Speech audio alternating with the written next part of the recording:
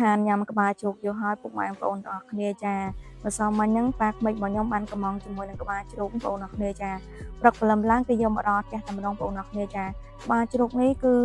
ធំគ្រាន់ណាស់បងប្អូនទាំងអស់គ្នាចាដោយសារតែគ្នាផ្ទះខ្ញុំហ្នឹងរៀងច្រើនអញ្ចឹងណា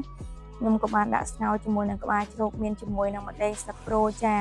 ហើយនឹងស្លឹកគល់ក្រៃបងប្អូនទាំងអស់គ្នាណាចាដាក់ស្ងោរវាកាត់ឆ្អាបអញ្ចឹងទៅបងប្អូនហើយក៏ថប់ដិតជាមួយទេសភាពនៅក្រៅផ្ទះបងប្អូនទាំងអស់គ្នាចាចកាល្វឹងល្វើជាមួយនឹងដងទឿបងប្អូនឥឡូវយើងដាក់ស្ងោររៀងយូរម៉ោងដែរឥឡូវក្បាលជ្រូករបស់យើងចាប់ផ្ដើមចិនហើយខ្ញុំលើកដាក់លើពណ៌ដីទេបងប្អូនទាំងអស់គ្នាចាដោយសារតែក្បាលជ្រូកយើងចាប់ផ្ដើមចិនហើយដោយសារតែយកល្ងើកអាំងជាមួយនឹងប្រហុកបងប្អូនទាំងអស់គ្នាចាឥឡូវយើងចាប់ផ្ដើមមកអាំងចំហុកយើងចាប់ផ្ដើមឈ្ងុយហើយគឺប្រហុកយើងគឺចាប់ផ្ដើមឆ្អិនហើយបងប្អូនទាំងអស់គ្នាដើម្បីធ្វើជាមួយនឹងទឹកប្រហុកដាក់ជាមួយនឹងសណ្តែកដីបងប្អូនទាំងអស់គ្នាចាទំនងខ្លាំងមែនតើពុកម៉ែបងប្អូនហើយរសជាតិនឹងឆ្ងាញ់តែម្ដង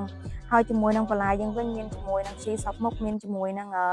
ការ៉ុតត្រសក់ខ្ទឹមបារាំងឥឡូវដល់ម៉ោងញ៉ាំល្មមបងប្អូនអរគ្នាចាយំទៅគឺខ្ញុំធ្វើញ៉ាំពេលថ្ងៃបងប្អូនណាចាហើយជាមួយបន្លែគឺមានគ្រប់មុខយ៉ាងបងប្អូនអរគ្នាចាតោះបងប្អូនមកអញ្ជើញឆ្ងាញ់មួយនឹងខ្ញុំទាំងអស់គ្នាជាមួយនឹងក្បាលជ្រូកចុចជាមួយនឹងប្រហុកសណ្តែកដី